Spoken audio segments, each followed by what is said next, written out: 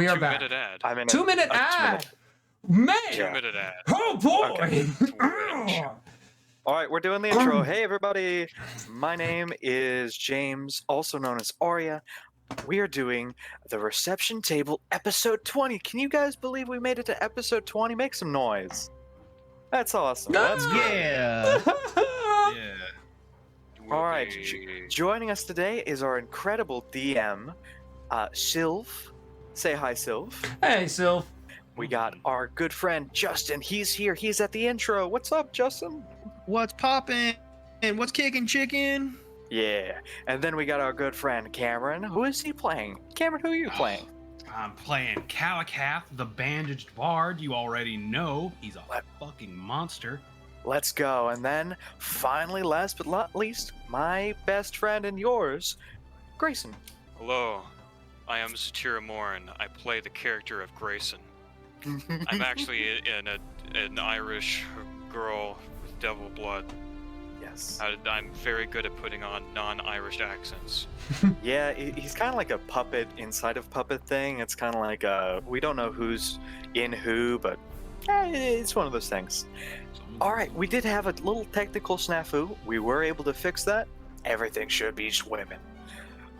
I believe, Sylv, do you want me to do the recap or? Yeah, hit us with the Do you recap, wanna man. have- Hit us with the recap. This has been a crazy night, right. everybody. Also, I'll do a quick thing. You may notice my stuff has changed. My deals have changed. I have a cat now. All right, cool. Yes. All right. So there we were, minding our own business in the belly of the beast. Arya, just grappled hooked up to the top of a tentacle. And I've seen it, the eye of horror, God himself, why, looking upon us. And I'm scared for my life. The others have not seen horror yet. They don't know what they're in for. And let's jump right into it as Cameron, who's playing Calicath, and Grayson, who's playing Zatira, and Justin, who's playing Astrid, take the stage. Go for it, guys. We're pulling it back up Okay. where Arya's standing on top of the spindle, and you three are currently looking upon this. What do you guys see as the bottom of a giant cradle, a fleshy cradle with these massive tendrils that dig into the walls? Gotcha. Alright. So, plan of action. Well, I don't know about you, but my range is very limited. I would either need to be up here with him, or he'll need to be down here with me for me to even land a blow, I would think.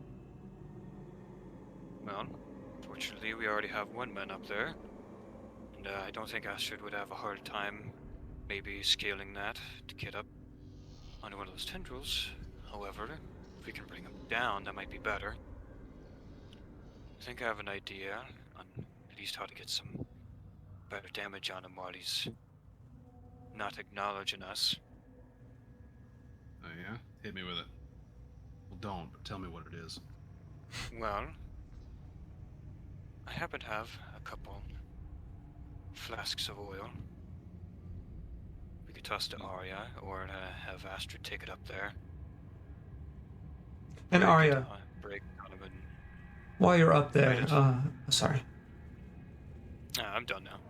While you're up there, Arya, there's like a movement in the flesh below you. I would like you to roll a perception check. Okay, I will roll a perception check. This is all according to plan. I actually pulled your land wire. Actually, I rolled worse. I'm gonna pull your land wire again. I rolled a 5. Retcon. Retcon. Let's Retcon. One more time. As you Redo the standing- DDoSing, I'm DDoSing Welcome right back to now. the we Welcome need back a to the reception fifth table, everybody. intro. Okay, bro. Will be the first time. I think I'll do a few things.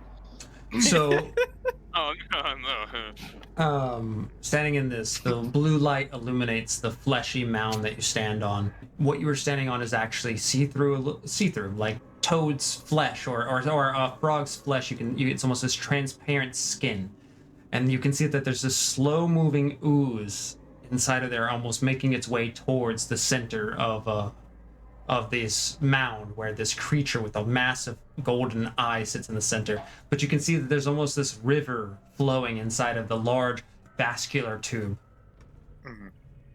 Now, are these like lumps as you've described them? Is that like a constant thing? Have they been happening, or is this one especially big and especially unique?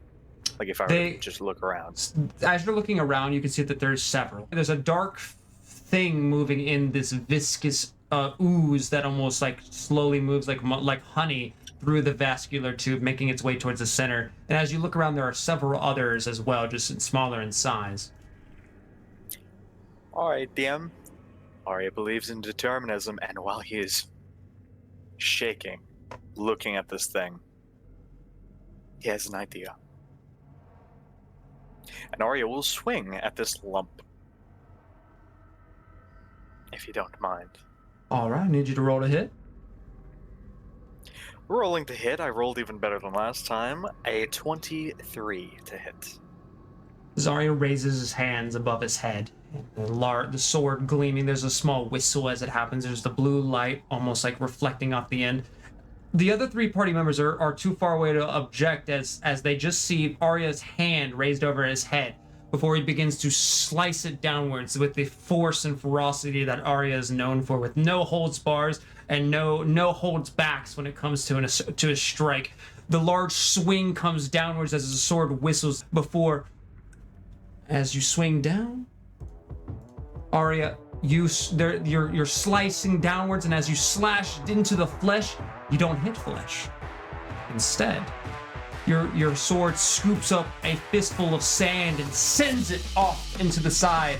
And a large crowd roars and screams your name, Arya! Arya! All around you, there's this massive cacophony of sound. The beautiful skies and beautiful waters sit before you. Heaven stands before you as there's this large scream in the crowd. I knew it. I knew it. It must have been my imagination.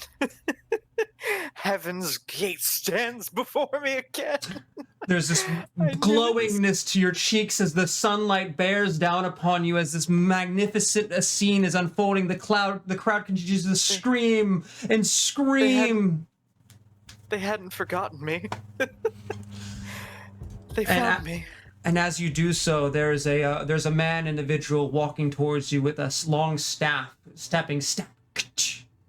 an old man with a large, almost whitish gray beard, and a strange feeling comes over you, a weird feeling in your stomach, something off, something wrong. You know this man, you recognize him as the seer as he walks his way slowly across the sandy beaches and fields his way towards you. And he gives you a weird, solemn look in your eyes, and you have a memory, like you've felt this before, like you've seen this before. And we'll pull away from you. We'll pull our way back towards our party. As you guys see Arya swing his sword above his head and slice downwards, in an instant, he's gone. Right. Is that... What is it? Is that a trick he knows? What was that? What happened? I think Y might actually be onto us. And as you say that, there's a shake of the large cocoon, and a electric, almost like psychic pulse goes outwards, and the water ripples. As it passes over you, I want you all to roll wisdom saving throws. New ones. Same as what I did before, 9. Actually, a little bit better, but still bad. Calico? Oh! Alright, sorry. It was almost a natural. I got a 16. Astrid? 6. 6. Calicat, as you're looking up and asking, what's going on? What's that new trick of his? What is that? There's an odd silence behind you. No one and nothing stands behind you. Okay. Oh. Zatira. Where, huh? And I turn back and I look towards Y again. The room's quiet. There's a silence. The blue energies in the walls almost glow a little bit brighter. Not enough to really blinding, but just a slight bit. And then they begin to quell a little bit. There's a small shake of the large cocoon, but it still sleeps and slumbers as these psychic energies bend reality. Now you can see it, the folds of time and matter beginning to flip on top of themselves. It almost looks like the air in front of you is a shattered mirror, but just ever so slightly, gently flowing. Astrid, we'll go to you. Astrid, the first thing you feel is the sensation of your stomach dropping. You're falling. It's cold. And there's an individual near you. He holds on tightly. You know this place as large beating wings blast outwards. A creature's call. Vultures surround you. Astrid, you find yourself in hell, and you're fending off several vultures. What would you like to do? Say that again. I am lagging so hard. Oh, yeah, you're lagging pretty bad, yeah. God, there. There we go. It just you The lag. Eldritch Gods bring you back to us. I think we can hear you now. What? Just Okay, you. we have you now. What did you say? There we go. What's going on? We couldn't hear you. So Oh, right now okay. the wind is howling. Ice currently goes on. There's a flapping of black wings as these massive vultures currently peck at you. You know where you are. You've been here before. You hold your quarterstaff tightly and you find yourself back to the edge. A large cliff behind you. Do I look up and see him again? In the talons of the vulture? Not yet in the talons. He stands to your side. He's currently beating hard into the carapace of a vulture. It's grasping onto his shoulders. You can see he's almost like slow motion as the talons digging into his sides as he begins to punch forwards. Marco, what do you say? Stupid bird! Get off me! Ah! Ah! Astrid! Marco, we gotta get out of here. This ends badly for both of us. We just need to run. You think? Marco, I want you to roll a strength I saving don't need to throw. think anymore. I know. A strength saving throw? Mm-hmm. Use it as Arya. Okay. That's probably. Oh no. 12. 12. Astrid, you scream, we gotta get out of here. We gotta go. This doesn't end well for us. We just need to run. But as you see that, you see a talon grabs onto his shoulder in an unexpected way, and the vulture begins to flap its wings. You've seen this before, and it's beginning to take off. Not again. Astrid. I jump on the bird. Astrid, get out of here! Astrid, you begin running and you leap forwards off of the snowy plateau. I want you to roll a strength. I want you to roll an athletics check as you try to grapple onto this massive bird who's beginning to take off with your brother, with your friend. 15? 15. It fails. You manage to grapple onto it as it begins to take off into the flight. As you, the vulture, and Marco begin to fly your way over this large cavern, there's this massive fall below you. You know that you must not fall again. You cannot. You hold Piano Man tightly to your side, and we'll pull away from you. Zatira, this memory to you is much older than these other memories. You've lived a lot of your life in a pretty comfortable way. There's a gentle rowing sound and a quietness to the air. You're much younger than you just were. You're a teenager. And currently above you is a tarp. You hold your brother tightly to your side. As each row comes through, harrowing is the next. You're escaping tonight, alongside your father and your brother, as a quietness fills the air. Tira's gonna look around real quick. Is this boat lit at all? Roll a perception check.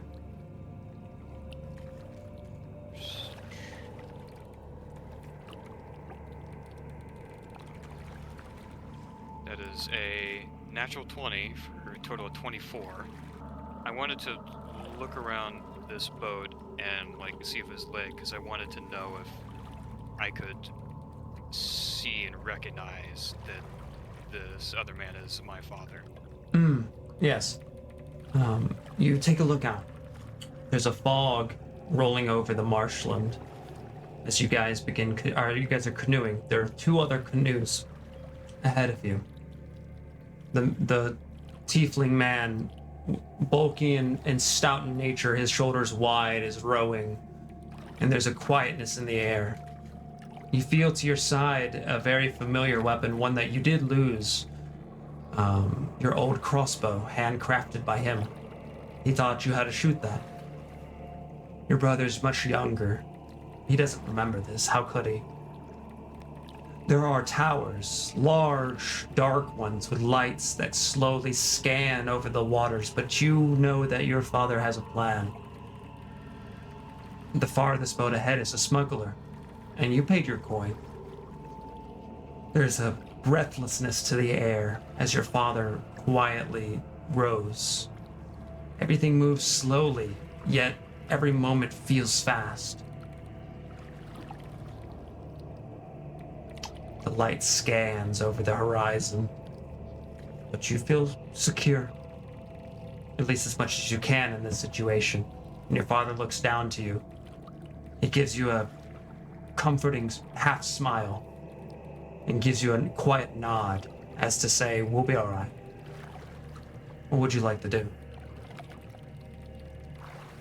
She, not realizing that she's shouldn't be here, will immediately say the question she remembers asking him. What are we gonna do once we make it? Well, Satira, we're going to figure that out once we're there. I don't have all the answers, but I'm doing this for you and your brother. It's what your mom would have wanted. We're going to figure it out together just like we have. Just like we figured this out. But But just know I'm going to be there with you, for you. More rowing continues. And there's a small movement in the water. Uh-oh. Styria will pipe up a question. What do you have to... And then, remembering that, potentially, would she get a feeling of deja vu with this? Actually, As you roll a history check, as your memories become befuddled, there was no save. This is some reality. This is real. This is very present. It's hard to break your mind out of it. 19, but with a 19, you're able to connect your memories that you have to these and recognize that this is not reality. This is some strange other reality, if not a trick. and you're interrupting her own question and realizing that this happened already. Like, stands up in the boat and looks around more around the water, remembering how this goes. As you remember what happens,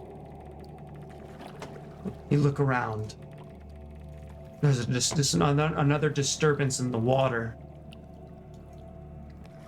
And a creature begins to move its way, slinking around the boat. Your father hasn't noticed. Your brother hasn't noticed. Your brother hides his face down. He's half asleep.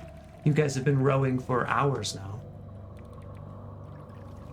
You recognize that movement. And a creature slowly lifts its eyes up, one that you did not see before. These reptilian eyes look at you. You make eye contact, something that didn't happen before.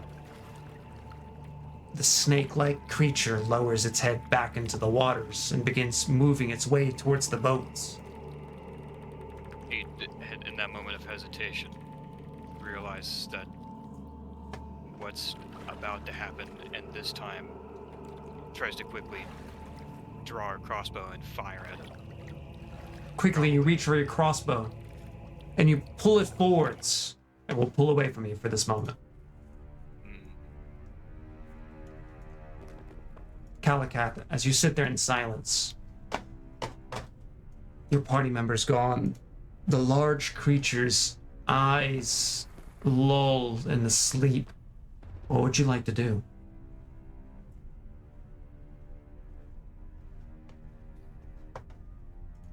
No. You took them. This is. No. You. Do I know anything about this type of creature? Roll a history check. Genuine. 6. You don't know this type of creature, but you feel some strange connection to it. You only know that it must be involved with the disappearing of these people around you. It has to be. But anything further than that, you don't know. If I turn back and look where Zatira originally was, is there any sign? Like, any disturbance? Or did she simply fade out of reality? You know what I mean? Yes, you do. Like, can I tell that there was some kind of trace left behind or not? Roll a perception check.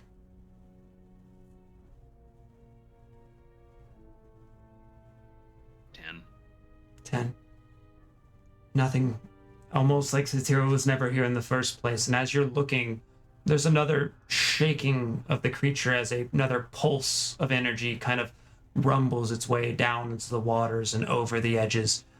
It feels like almost static electricity makes your hair stand up on your neck as it passes over your body. I want you to roll a wisdom saving throw.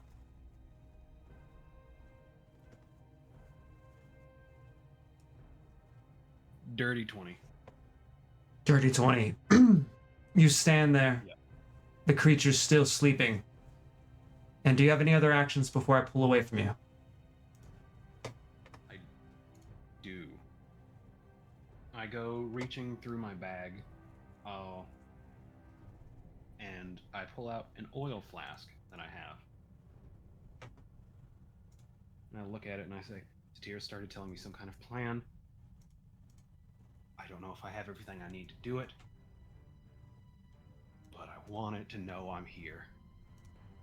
And I would like to cast Catapult with the oil flask. You raise the oil flask up.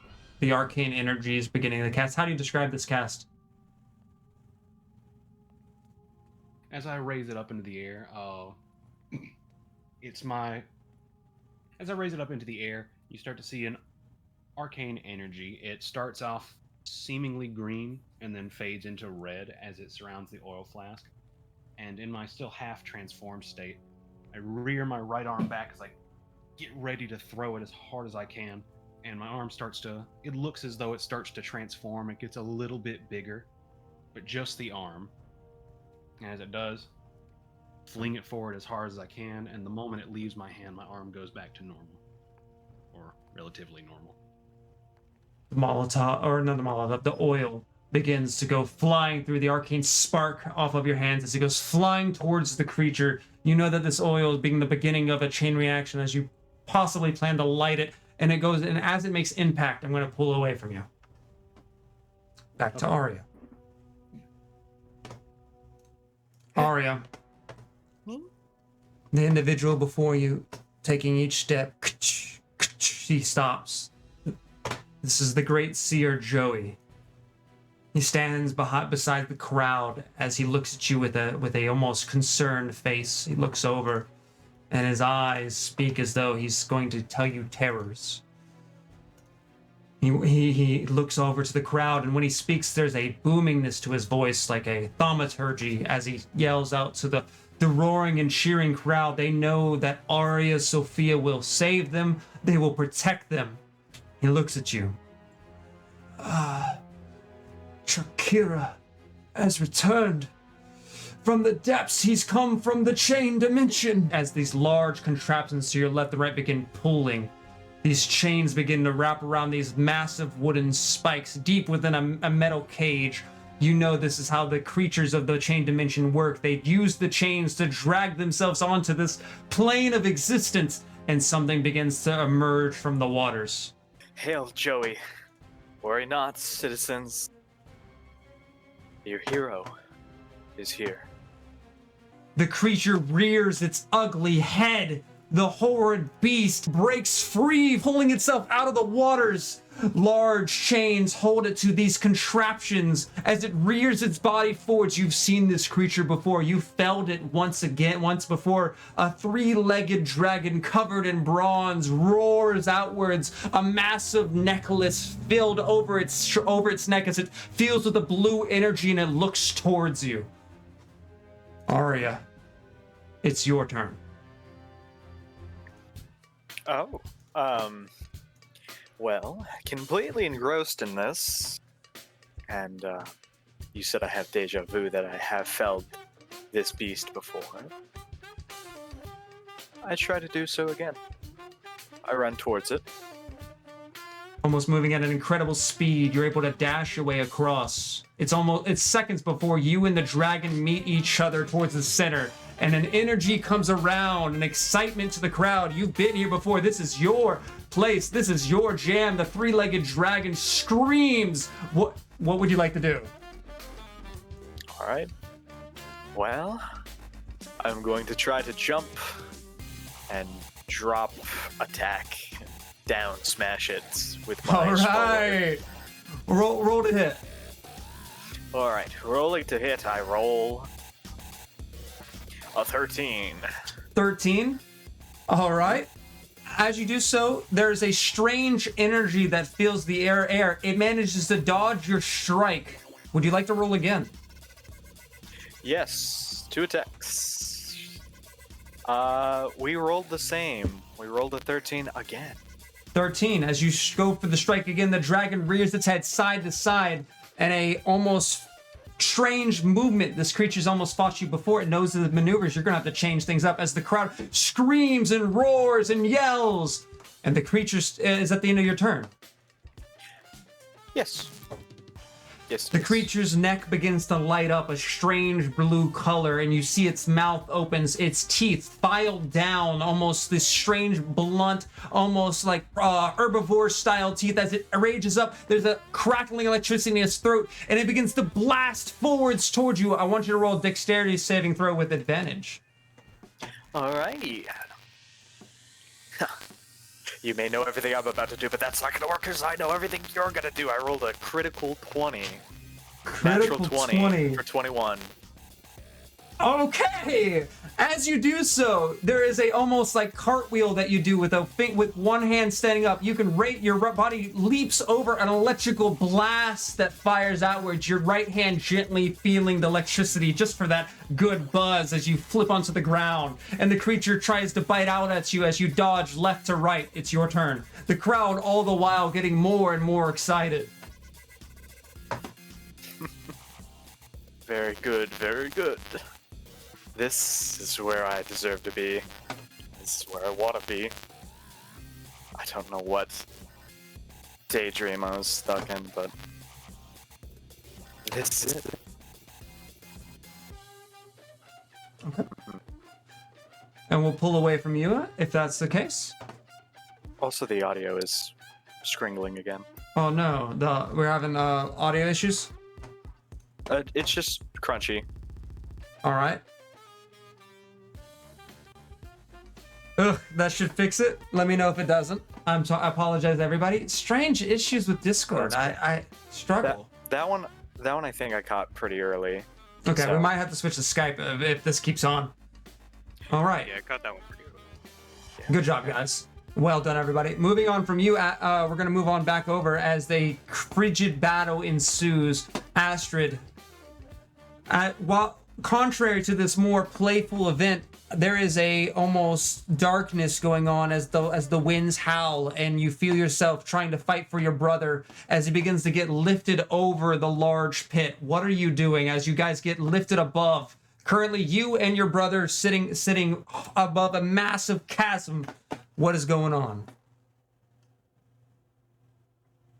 As these events are happening, Astrid thinks to himself, wait, no. Not over a chasm. I was by water. This isn't right. Do I look on my hand and see the ring? In fact, you do. You're wearing Marco's ring on your hand. No. No, this has happened already. This isn't right. He's making me relive this nightmare again. Marco, I'm sorry, buddy. This doesn't end well for us. And there's not a day that goes by that I don't think about this day. If this were real, I would do everything in my power with the new power that I've obtained and the strength I've gained in my travels. I would do everything I could. I would move the very mountains to bring you back, buddy. But I will have to say, it's good to see your face again. I'm sorry, Marco. But I have to say goodbye to you one last time. And I jump off the bird back onto the edge of the glacier. Oh. You leap off of the bird, and as you do so, Marco as well is released. Marco begins plummeting downwards, this time different than how it was this time. Marco falls alone. You watch as he begins to plummet. Astrid! There's the sign, like Sorry, as the Marco. voice gets quieter and quieter, you land down onto the snow.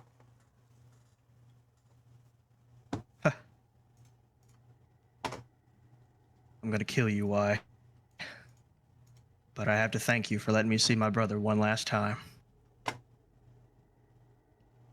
Astrid, there's a strange warmness in your ring. How do I get out of here? As you ask that, your ring almost begins to burn. There's a strange heat emanating from your hand as it begins to hurt almost.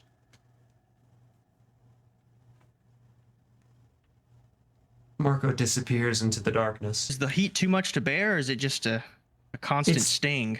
It's a constant sting. It's not too much to bear. And as you look at it, these arcane runes begin to glow. These strange, like, movements begin to come over it. The ring itself begins to spin. It's an interconnected mechanical ring where there's this middle bar that begins to roll in circles, but the other two sides are stationary. And I move the rings to line up with one another? As you begin fiddling that, we're going to pull away from you, but you begin to put together some strange arcane code as it kind of somehow is coming to you naturally as you're doing so. And you can feel these strange pulses from the ring. All the while, the dream state, this world that you're in, begins to shake and almost rumble. The vultures getting closer and closer over your shoulders, but you don't mind them. They're not real to you. You stead your mind and you focus. I want you to roll a wisdom saving throw. Wisdom save. That's a 10. A 10? You begin to work heavily as the vultures get ever closer, but you don't mind them. There's this is what you've decided is right as they get ever closer. And we're gonna pull away from you. Back over to Zatira. Zatira, as you sit there, you ready your crossbow. You await the creature to appear. Although he doesn't. The deep waters sit there for some time. There's an intensity on your brow and sweat that comes down. Your heart's beating into your chest. Yeah, I just heard Yeah, it with yeah. Astrid Okay, for the good just a catch. moment. Good catch, Yeah. I'm back on. It's not the CPU, thought- so... Yeah, I thought I heard it for Astrid. I was waiting for Zatira to say something. Good job, Grace. Good job, everybody. Good teamwork, good teamwork. Yeah, I'm looking around erratically for the thing to pop up again with the crossbow ready. Like remembering how this goes, but trying to be more prepared this time. As if that matters. There's an intensity to your stare. sweat on your brow as you look over. There's a quietness in the realm as the rowboats go, and a hand touches your shoulder. I look. It's your father. What is it? Did you hear something? I saw something in the water. His eyes begin to look around, darting as yours. I want you to both roll. I'm going to have you roll perception check as well as him as you guys begin looking over the water. Perception, terrible, 9. 9. The water seems still, and he himself rolled a 1 as well. There's a quietness as you look over until the water. Uh-oh. Sorry? Go ahead. Go ahead. Until the You might water just be breaks. about- And Yeah. a massive constrictor snake jumps upwards, grabbing onto your father. It quickly coils down and digs its fangs into him. He screams out in pain. How did it catch you off guard again? How did this happen again? As it begins to coil its body, it's pulling the boat downwards, and his scream outwards makes several towers of light quickly turn to you. Your entire canoe is filled with spotlight as the other canoes begin to go forwards. What are you doing? I try and take my knife out and like slice at the thing like it's a rope, binding him. All right, roll to and hit. Aiming for the neck.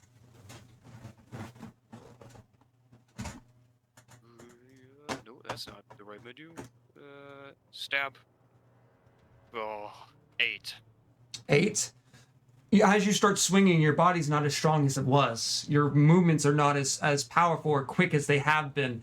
You're now back to being a teenager, not being as strong, as skilled. As you slice the blade, your movements are uncalculated as you hit across the scales almost harmlessly. As the large constrictor snake begins to bring down the boat, your brother screams in pain and yelps as the constrictor snake begins to wrap its body further around this random predator, this unlucky event. How could this happen? As a whistle blows in the distance, it's your turn again.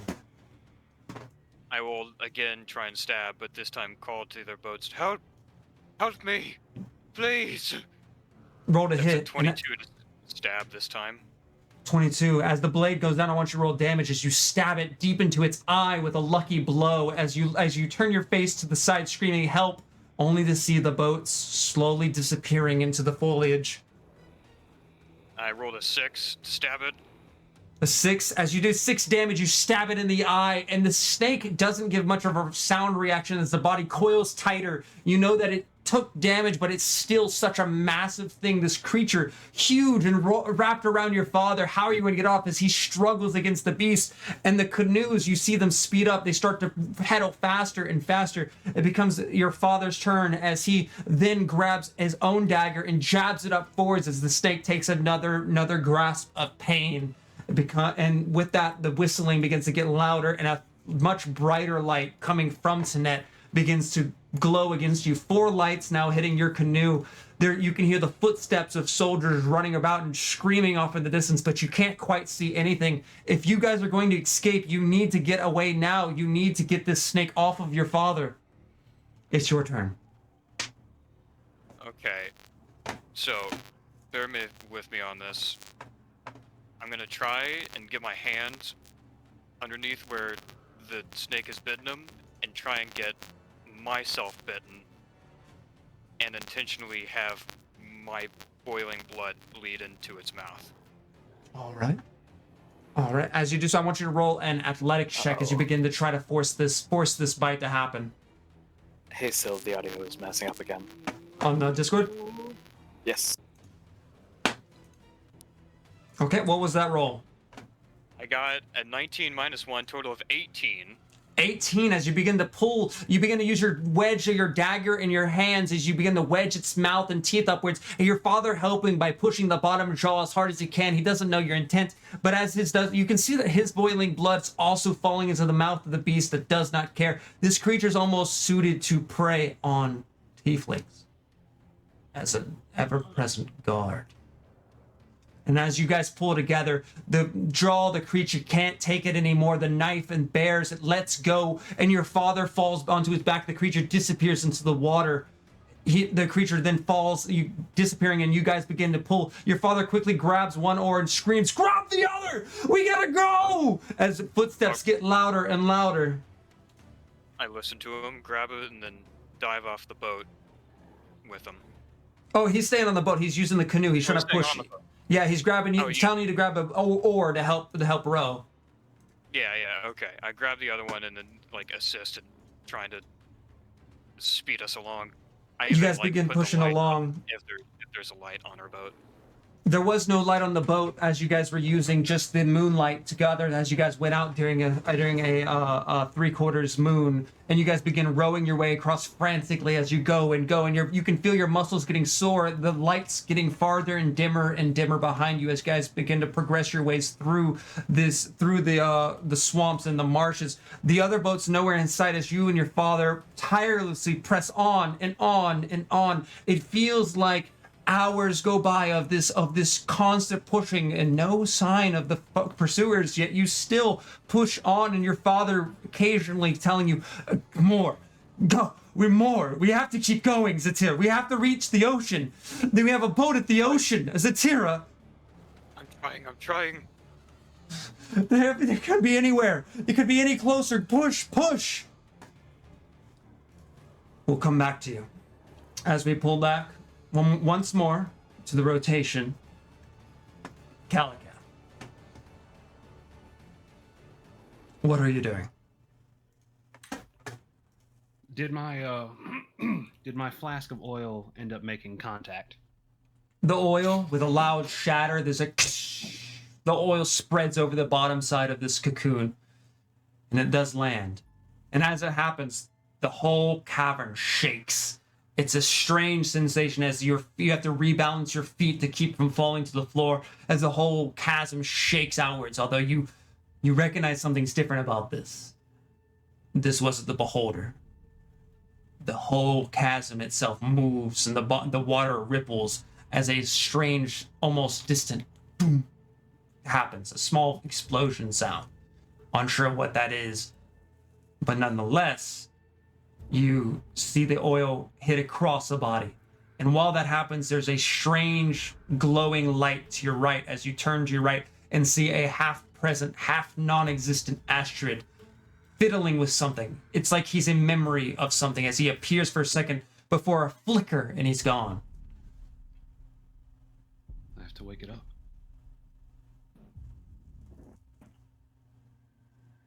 Do I still roll my damage for that first one? For the oil, I was going to consider it coated in oil, but if there's damage to the oil, then... Oh, it's catapult. Yes, roll the damage. Yes, absolutely. 15. 15. As the oil cracks upon it, you recognize that though it is coated in oil, it doesn't seem to be impacted. The strange fleshy cocoon around the inside is not impacted. It seems like it's protecting it. Now I want you to roll a perception check. 13. As you're looking at this, you recognize that below, as you're looking towards the creature and you look downwards, you see now that the liquid is slowly all coming to the center below the creature. 50 feet downwards, there's a small hole in the ground. All the strange ooze seems to strangely find its way towards there. And you put two and together that they're going together with the vessels. There's a strange vascular system here. So, you said when the oil slid down it into the center? It cracked onto the creature, and it is coating the bottom of this fleshy mound. However, the damage you see was very much reduced. And as you're looking at that, you notice that the water's disturbed, all flowing towards a center almost tube at the bottom.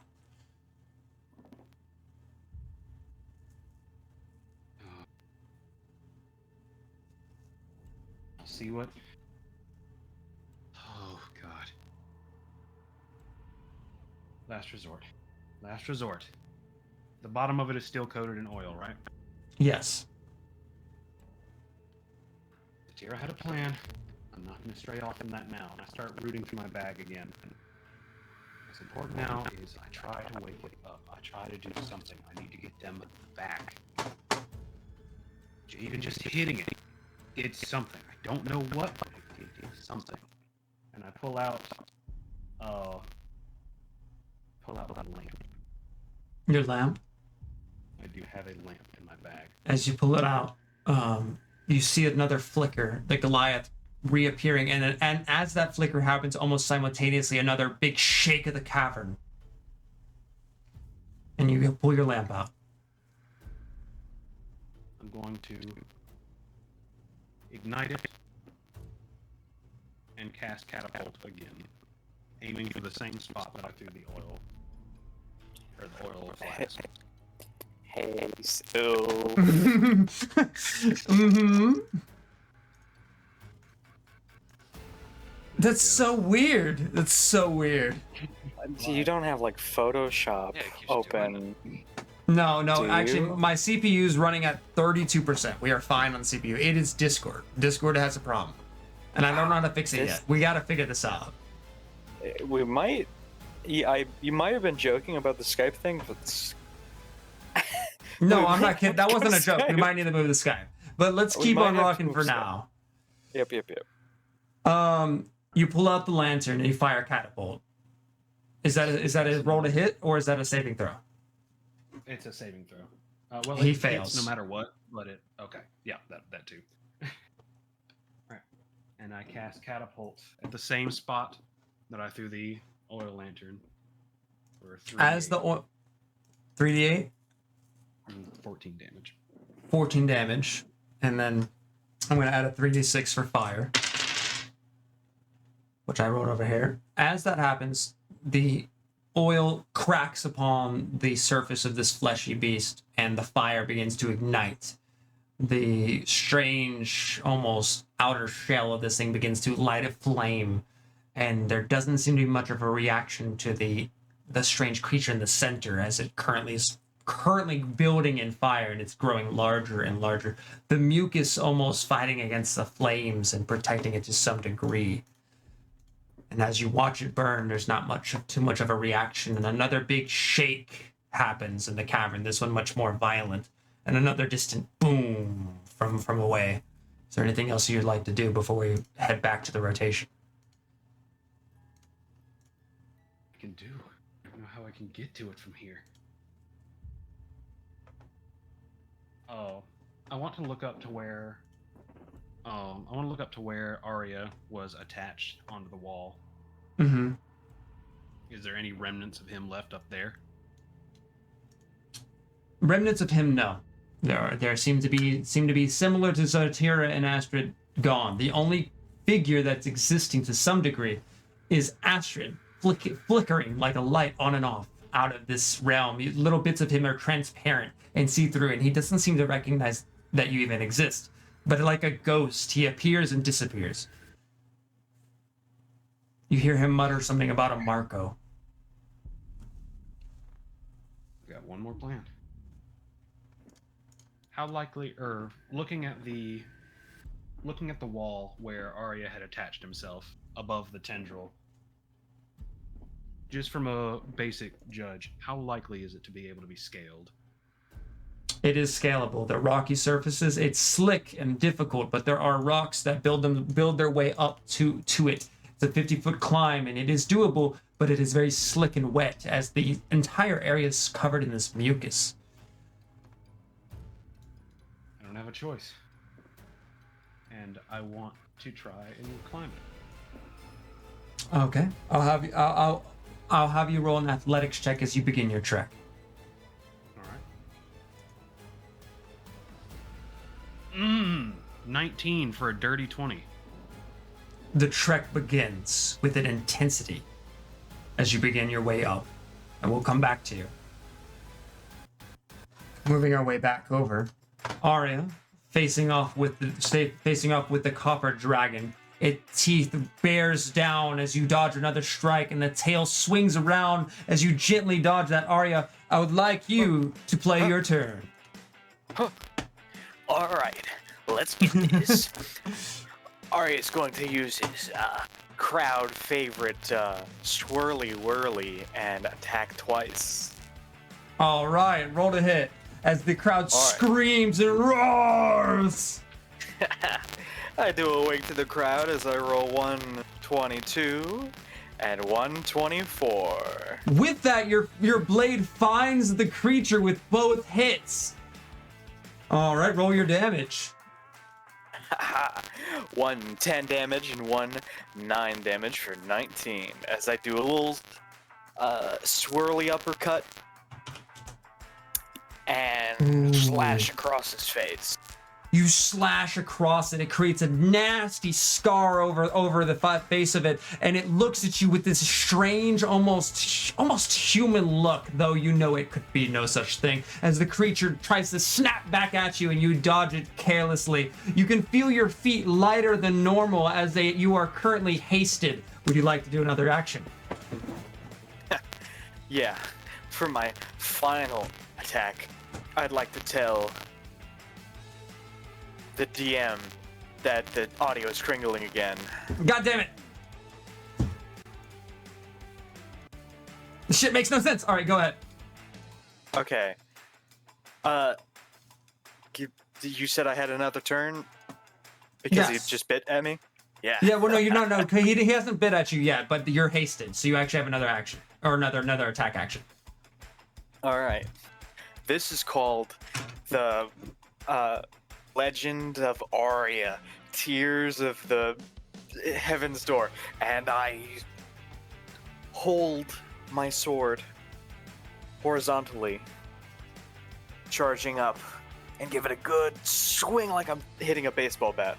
Holy shit, you go running, you pull it back, a huge swing as the light and flowers begin to cut through the air. There's almost this white line that comes with you as this most immaculate image comes through. The beautiful shoreline, like almost glittering behind you from this chained evil beast. You're about to send it back from whence it came. Roll to hit. I rolled a 15. 15.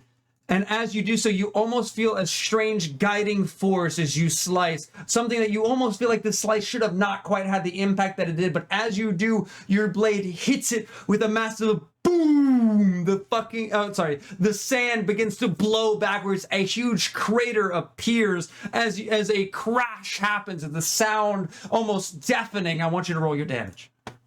10 damage. 10 damage. The huge blast happens. Sand currently blinds the area. The creature's unseeable as you currently have felled it. Of course you have. The whole area is like almost filled with this massive sand explosion. As this is happening, Kalakath, and you're climbing, there is a almost quick flicker and flash of Arya in the place he stood. You're currently still on your climb. And Arya currently is like almost halfway through or finished off almost a baseball swing with his weapon. Woohoo! Yeah. He's doing like two peace signs up, like a small anime character celebrating something. Oh yeah, he's just giving like the big woo, yeah, that kind of deal. Oh yeah. As he's glitching in and out of a horror situation. And as that happens, Arya, the carefree fight takes a strange turn. As you look towards the crowd and you hear the roaring of Arya of Heaven's Defender, the all-seer Joey looking out to you, that strange feeling in your gut kind of begins to appear. And suddenly this fight feels like it's not over. I want you to roll a dexterity saving throw as through the smoke, the dark, cloudy image of a dragon's wings unfurl. This bronze dragon has had enough of this charade. He's been a part of this before. His scars are from you. You've taken away his arm once before and his patience have ran out. You remember something strange about this as a blue energy begins to glow in the current cloud of sand. Oh boy, I rolled a 13. 13, that would not be enough. As that happens, as you're celebrating, a almost burning sensation hits over your back and shoulders and over your arms as the flowers begin to burn. You remember the smell of your cape currently lighting a flame with electrical energy. You've not felt this kind of pain before. Let me roll your damage.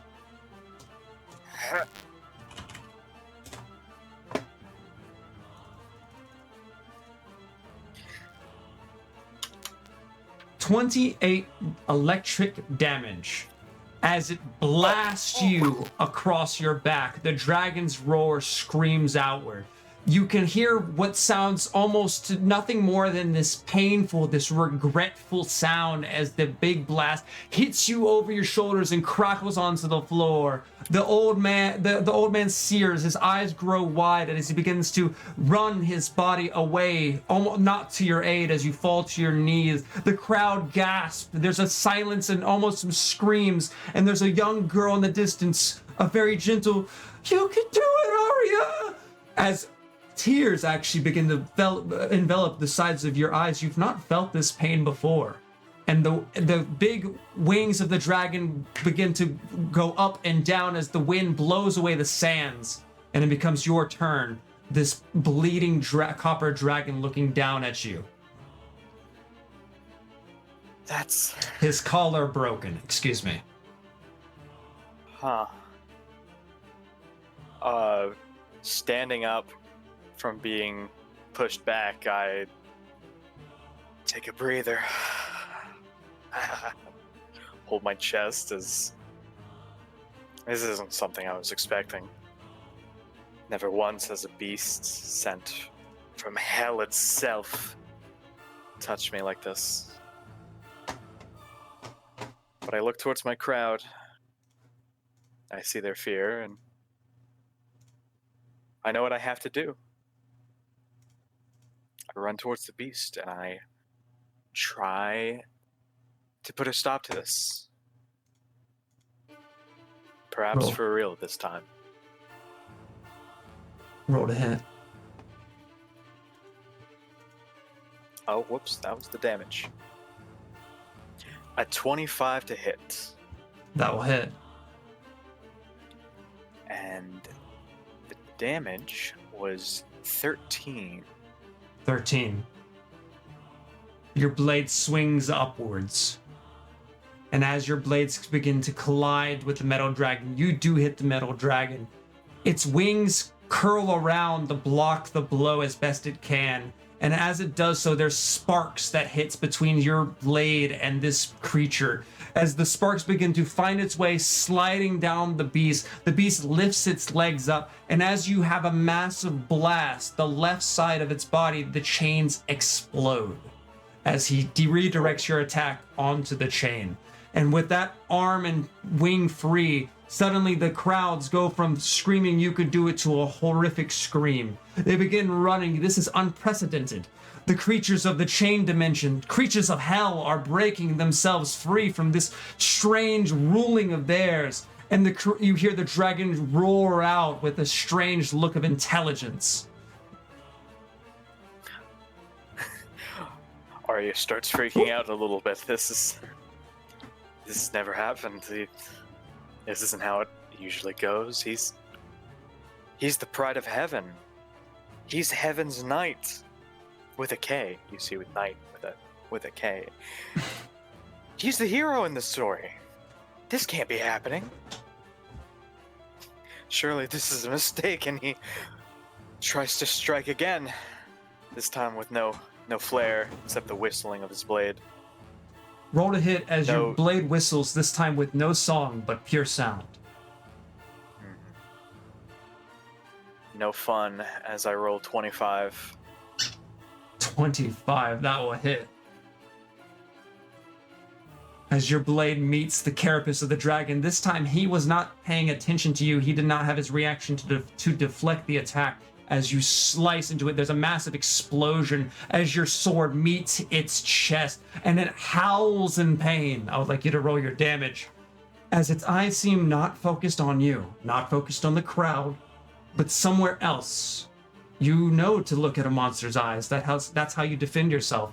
But it seems attentive to something different than yourself.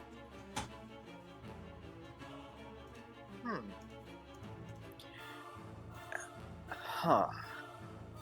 Alright, I rolled a 11 damage. And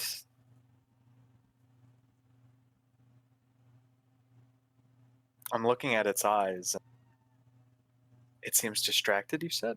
It seems focused on something else. As you're looking at its eyes and you're looking at what it's looking at, roll a perception check.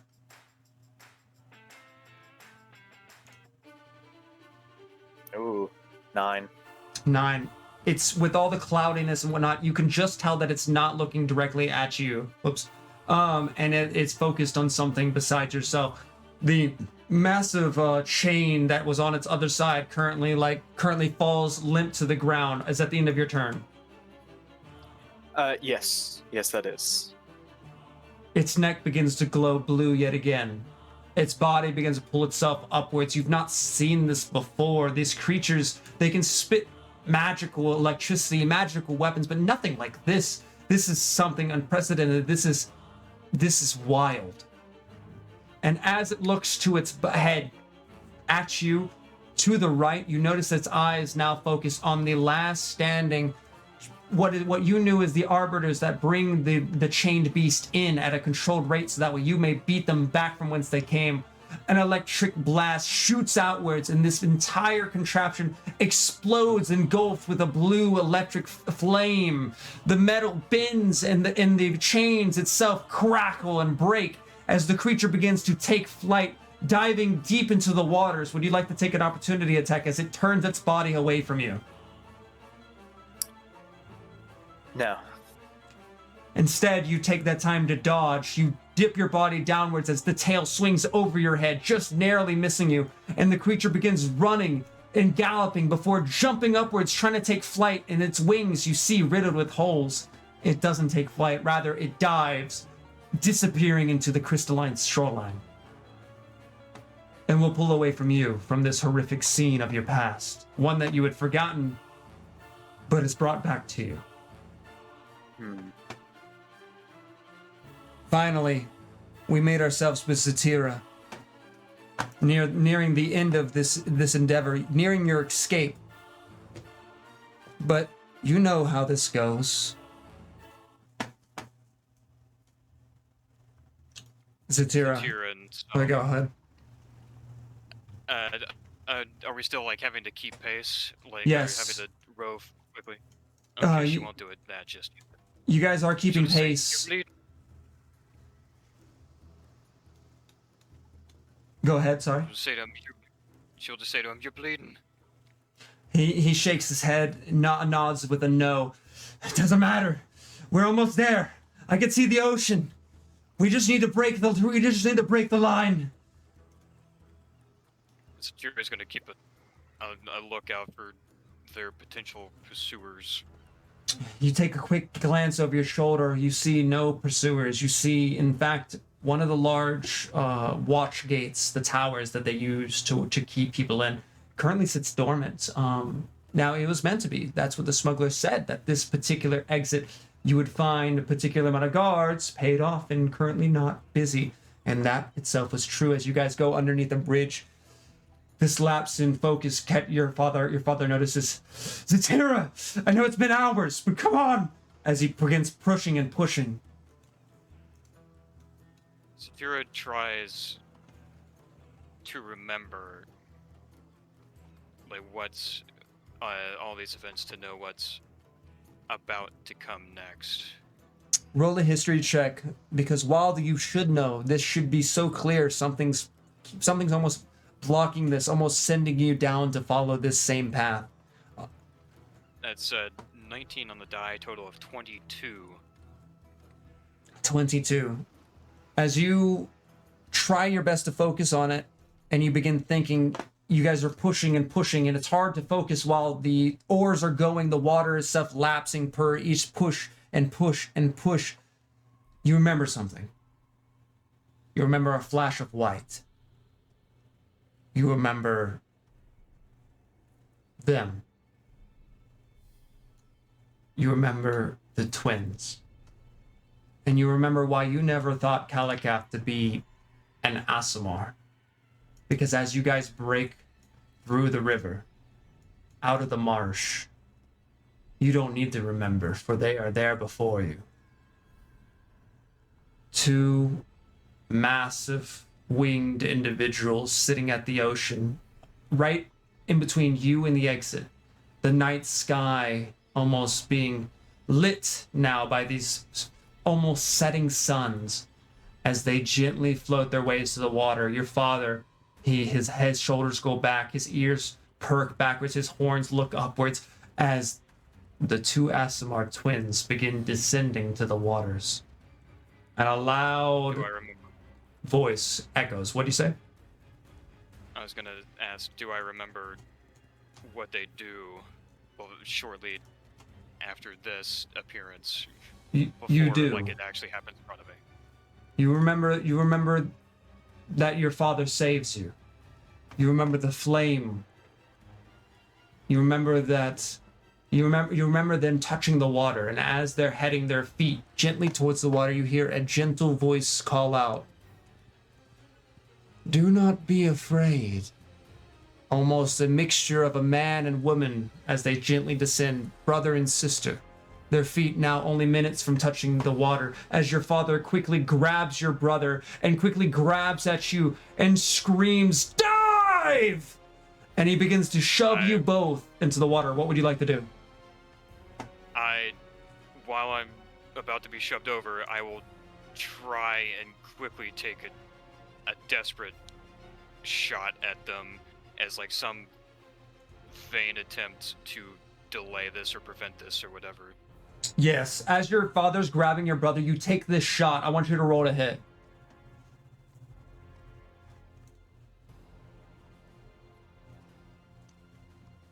That is total of 25.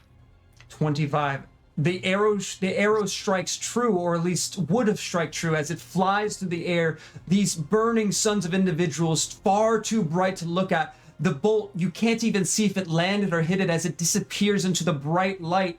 They themselves embodying two suns gently setting upon the water. As you fire that bolt, you feel your father's hand over your shoulder, and you feel your body get yoinked backwards as he pushes both your brother and you deep into the water, shoving you downwards. The force almost you're not ready to take a breath as you breathe in water, your eyes just barely like being able to see through the murkiness as a white light blinds everything, purifies everything. You feel a heat rush over your body unlike that you've ever known. You as a tiefling are fire resistant, but this is divine heat. And you remember passing out, or you don't remember, you pass out underneath the water, underneath the waves with your brother, your father's sacrifice. And as that happens, there's a flicker, Kalakath. You now 3/4 the way up to Y, Zatira beginning to appear.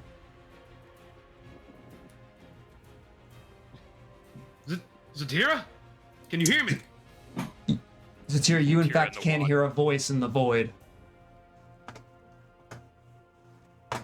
This really solidifying the suspicions that Satura had, and understanding now that there's nothing really to attempt to do or change.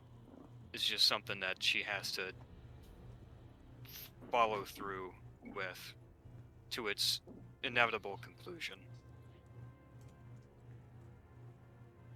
And she'll grab her brother underwater and let the water take her the rest of the way to where she remembers it takes them.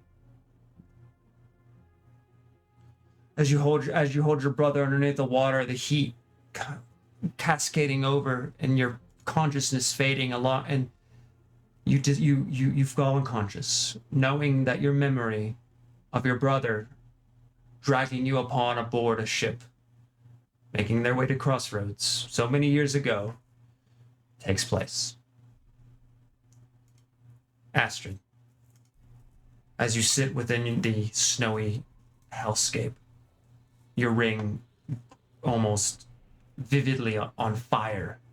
It burns, but you can't risk taking off The runes, they speak languages you can't understand as you fiddle with it aggressively. They're not making any sense. It's a frustration that builds within you.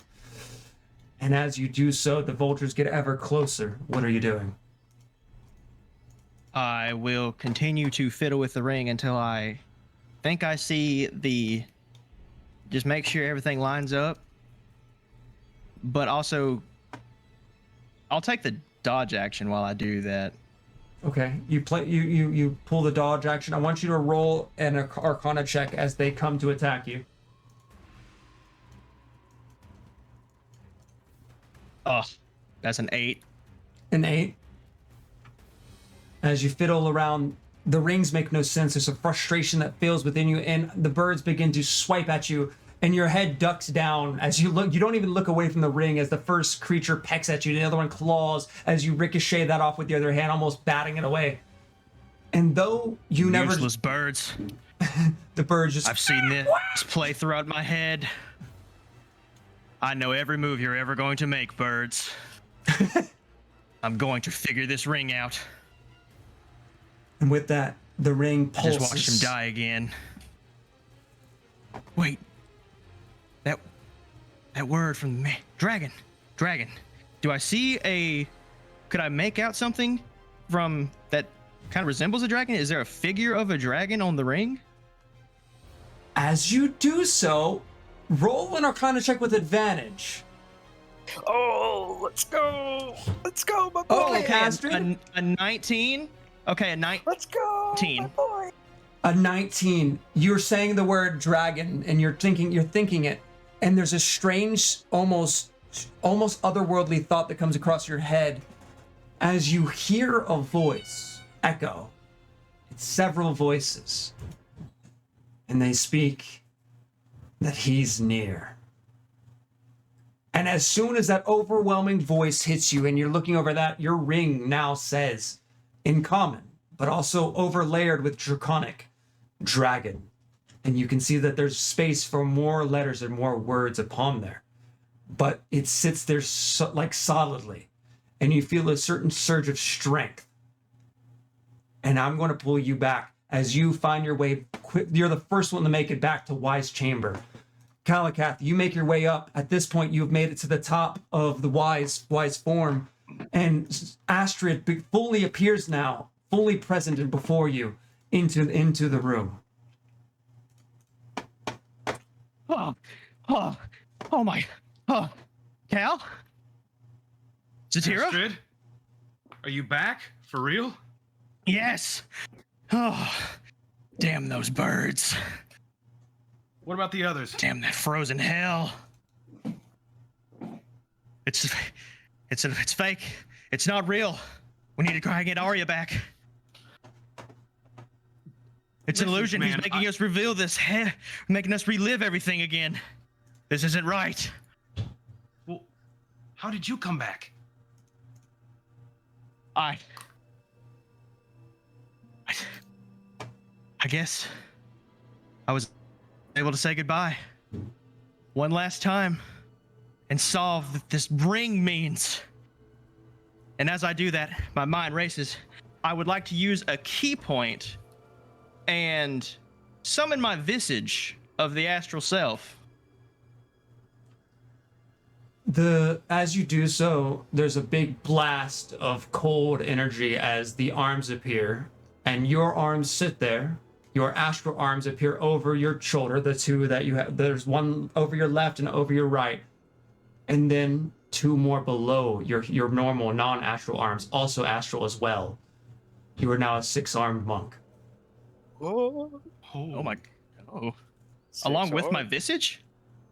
So you have your two, you have then the 4, and then as you pull out your visage, more arms appear. You have 6. You have 2. You have 4. You have 2 sets of astral arms. Double ghost arms. Oh dang.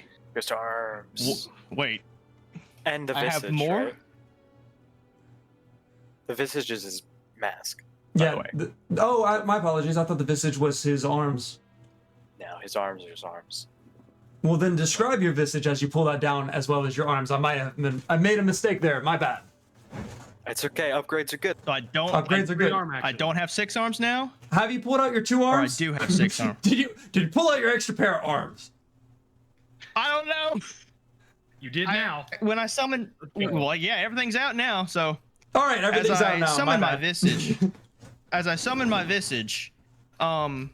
Key starts to materialize in my head or in my hand. My bad. And I pull from my chin up over my face, and you see a mane appear, and 2 Displacer Beast tentacles start to flow downwards. The maw of a Displacer Beast chomps over my head, and then you see 2 glowing albino red eyes gleam, and then the maw opens, and you see my face with fangs like halfway down my or halfway between my my eyebrows and on both sides of my chin. Holy shit! With Based on his that, Power Ranger transformation. yeah. This massive Morphin. Displacer Beast vision falls over your face. The red lights appear. You appear there. You stand there looking down.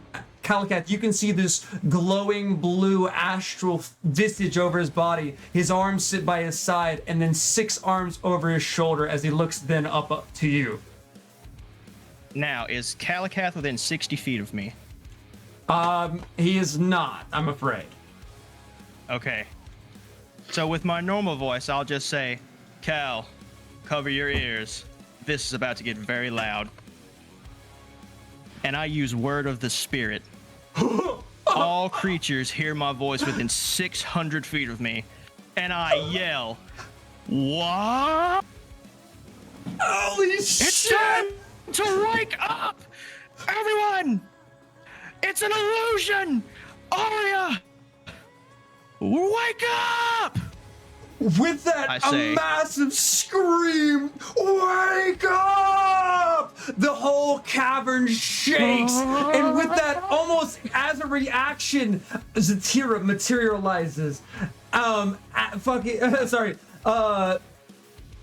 Arya materializes, responding to the thing. But the large eye of the beholder opens, unable to ignore this scream of power as the wind blows and the entire waters roll. You've woken Y up, and the eyes begin to roll and look towards you. That's right. Wake up and meet your end. To arms, everyone! Let's kill a god.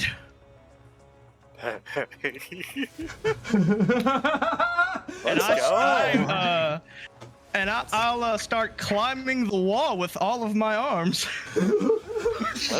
Let's go, dragon. More movement, let's go. More movement, let's Bro, go. it's like a spider as you guys turn around to see just several arms pulling its way upwards. Can do this Displacer Beast. You can see the top of the helmet climbing its body upwards towards you all. You have woken Y up. You can no longer be ignored. Holy crap. All right.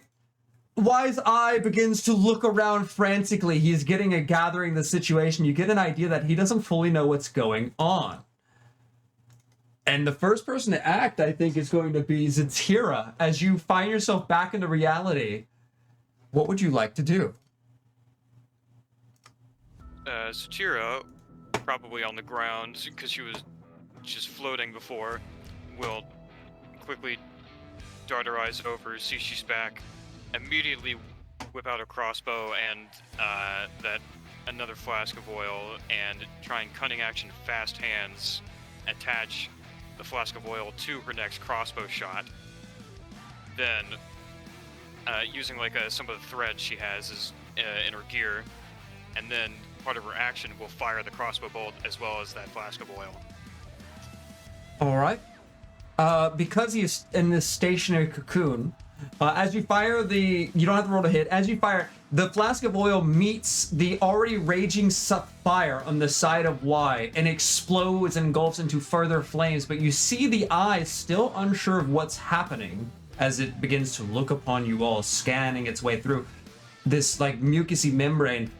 The fire roars on the outside, but it is just looking at you, unspeaking, untalking, unmoving, as it currently looks about, almost waking up.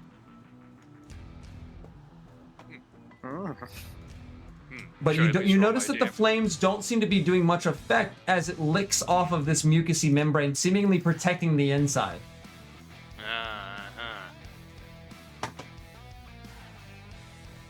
All Gotta right. get up to its weak point. To protect Is it- it on the outside.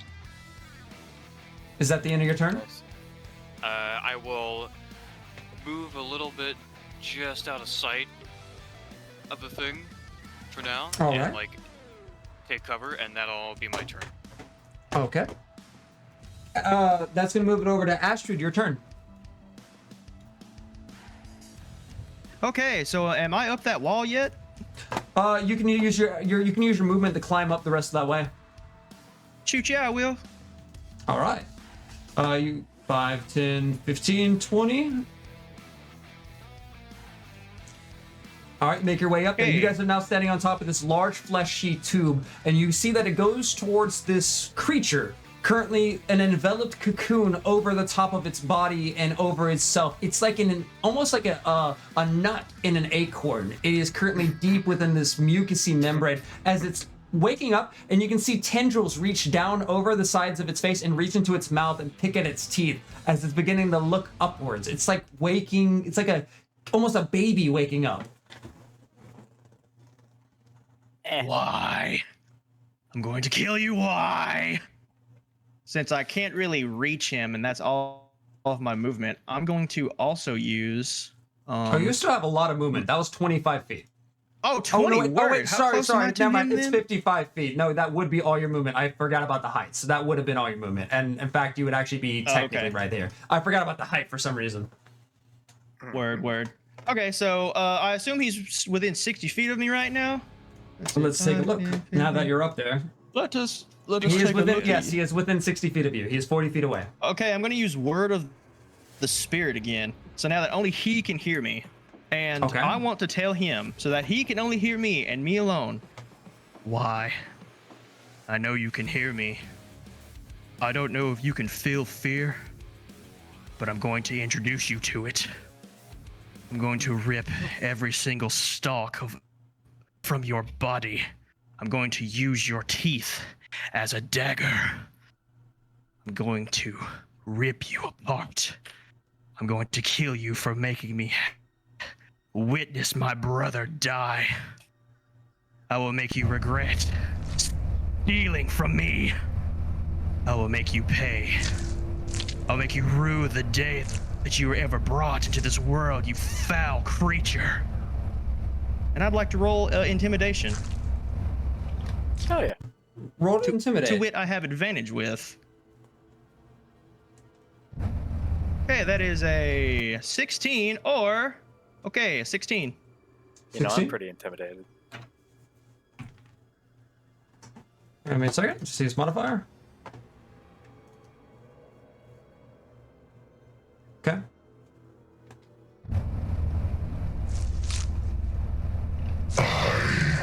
Have felt fear. I know fear. You bring me none. I'm not sure how you made your way down here. But all I care for is my own creation. Is that the end of your turn? Fuck you. And I end my turn. Arya, your turn. Arya At this phases point- back into reality, right? Mm-hmm. Yeah. By as this was happening, and as the dragon disappeared deep within the ocean, almost where you were looking at the creature disappearing into the ocean, you look forwards to see now replaced by this golden eye with blue runes in it. and you notice that it's made of actual gold, a prosthetic, as looks up to you, and this strange, terrible, goopy maw sits there. Looks up to you. Several other eye stalks currently open and looking about. Why? All of a sudden you're back to it, back to what was going on. Right? Why? This is him, and he looks at you with an unnervingness to it.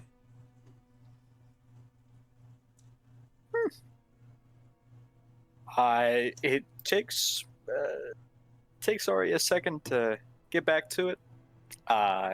He was just in a pretty good place, even though it was a bad memory. That's his home. And he realizes he's been fooled. And a fool? Arya might be.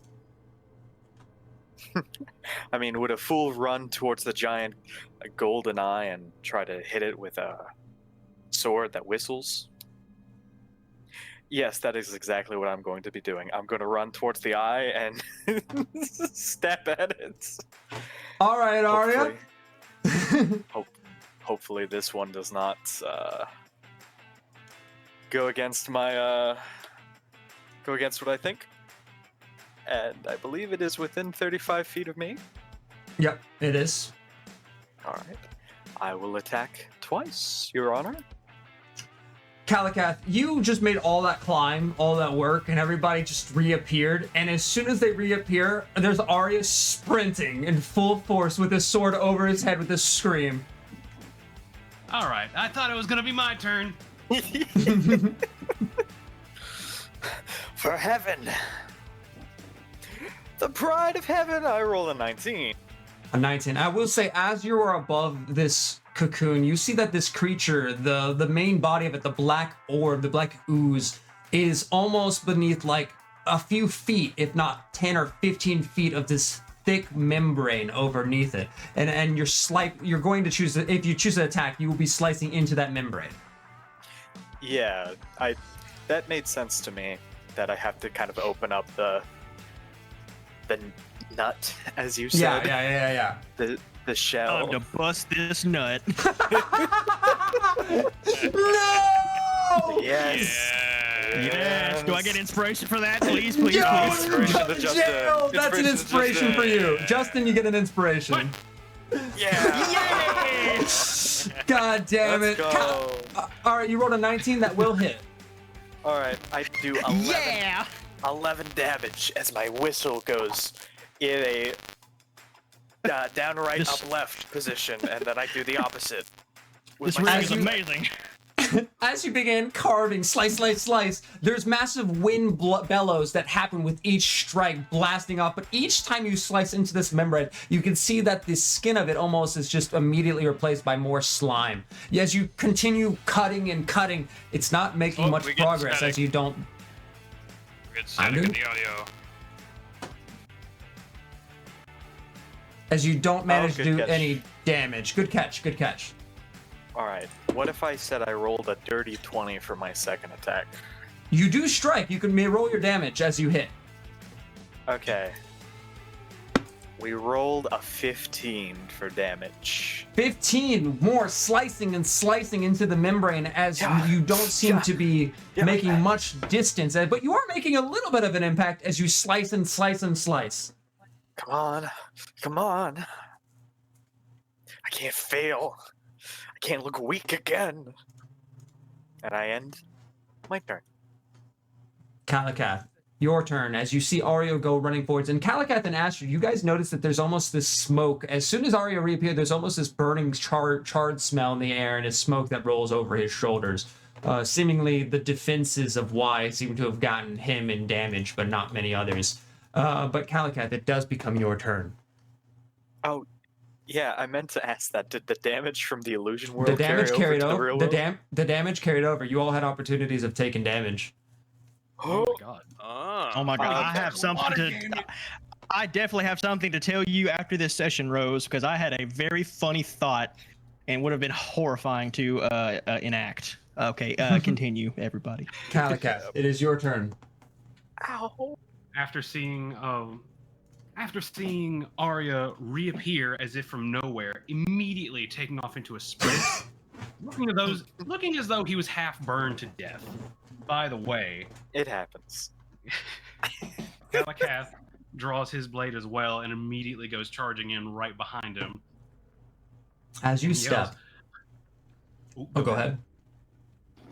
He was going to start sprinting and yell, I'm not going to be the last one of this party. And continue sprinting, trying to catch up with him.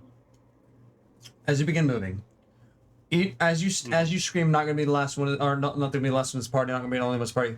Yeah. A voice kind of almost echoes in your head. Oh no! Oh no! Did that just do what I think it did? Did you guys just? Why did that happen? What happened? I don't No think one it did heard what you anything. think it did because we I didn't don't- see any difference. I don't think. know. My stream deck changed and the button I pressed was the fart sound effect, and I was so scared Oh, that I don't know why my stream deck did that. No! Oh, it took us to the stream. It took us to the stream. Yes. I won't be last again. Boost. I don't know why my stream deck completely changed. I've never seen that before. That's gaseous form. Dad, I kind of wish that did come through, but anyways, I'm so sorry. I'm so sorry. That's You funny. go running, and a voice almost appears from within your own mind and your own head, and it kind of echoes outwards. I was looking for you. I had a dream about you. It's not too long as you've been able to run your way forwards and you make your way up to Arya as you hear that voice, almost slowing down your run for a second before you regather yourself. The phrase "I was dreaming about you" almost echoes in your own head. Things start to click the moment he hears that, and it's truly unfortunate for Galakath and for his mental. But as he continues forward, he tries to shake the thought out of his mind, discouraged once again, but still tries to press forward nonetheless. As he appears next to Arya, he looks at him with his many eyes and says, "Please, let's get him out of this thing." And he draws his blade. And I would like to try to strike down at him. Roll to hit. Rose, the audio's messing up again. Thank you. Yep, yep, yep. God damn it. I have no idea how that works. So with Discord, I rolled a 9. a 9 that hits. It does. Okay. Galakath, for a moment, before slashing straight down, he drags his blade across the side, kind of testing the phlegm that's, underneath him. I know I didn't specify it earlier. Can I add my booming blade to this? Since Absolutely. everyone's just okay. Want to make sure. Now, just And be. as Yeah. Go ahead. Well, no, or go ahead. Sorry, I was just expressing that you were going to slice. You're slicing into the membrane. Yes, yes, I'm very aware of that. And as he drags his blade along the side of the membrane, the blade starts to vibrate, and it glows purple for a moment. And Galakath lifts his sword into the air, and he's going to add his psychic blades onto this as well. As Alright. he raises it up, Oh. his sword begins to glow like a pink purple, and his arm, similar to when he cast the spell, the throw spell earlier, his arm starts to transform, and he grabs it to try and kind of stabilizes it before he makes his swing. And he tries to pierce through the membrane in an attempt to cut it open. All right. Which, let me roll my damage. Give me a moment. I have to roll these separately. And tell me the damage types. Yes. Look at sorry. I'm sorry. Yes. Slashing. Where is that? We're slashing his booming blade, I think, is thunder. 4 I think it's slashing, 3 booming. psychic, and then Second blade, psychic.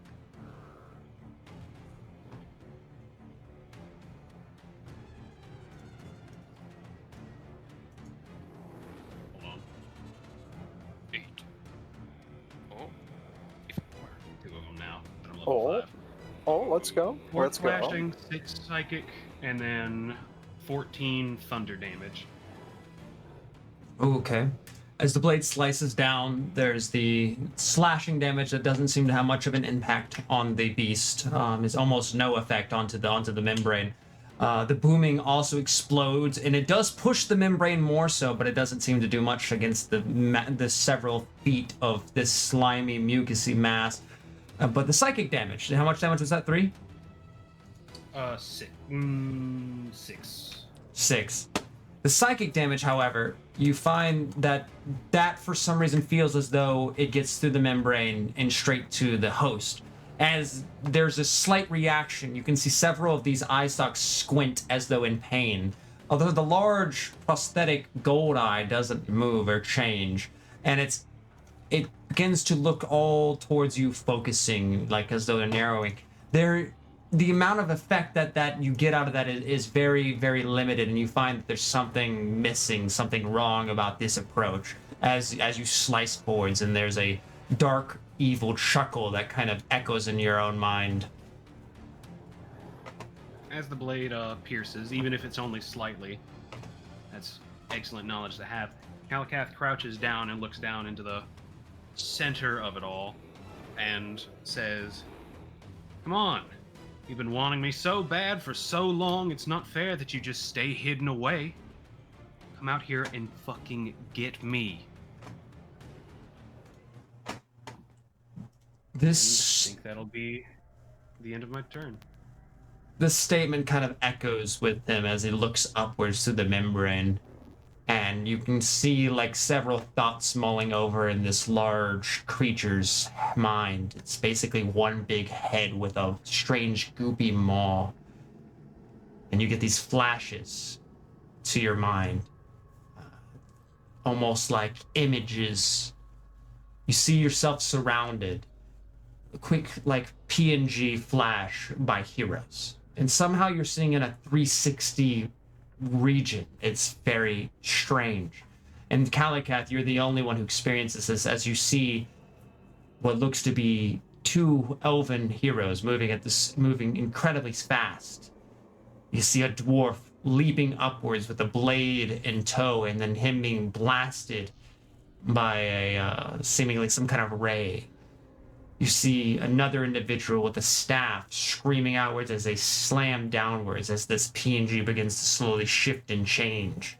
The dwarf getting back up from their downed position before another flash, and its lift deep into the air with its dagger high. It holds a dagger almost as big as itself. It's like a strange greatsword of sorts, and it increases in size as it leaps forwards. And you can see a individual with his hands stretched outwards, an individual with a large red scarlet scarf over his neck draped down. You see a flash, an image, and you feel a pain in the center of your head, in the center of your eyes, in the center of your body, as the dwarf finds its way deep into its large, singular, beholder-esque eye, and the dwarf rides its body down, cutting deep and deep, ruining what makes him so proud of himself. Those images flash away as your memories become intermingled, and something strange kind of feeling comes over you. We move our way over to Zatira, who at this point, not being able to make any progress with the membrane, you guys do fall out of an initiative. As a almost calmness falls over the room, all these strikes having no effect, and why not retaliating, there's almost a strange lull and wait as why almost investigate you guys like a fish inside of a cage, looking through the glass.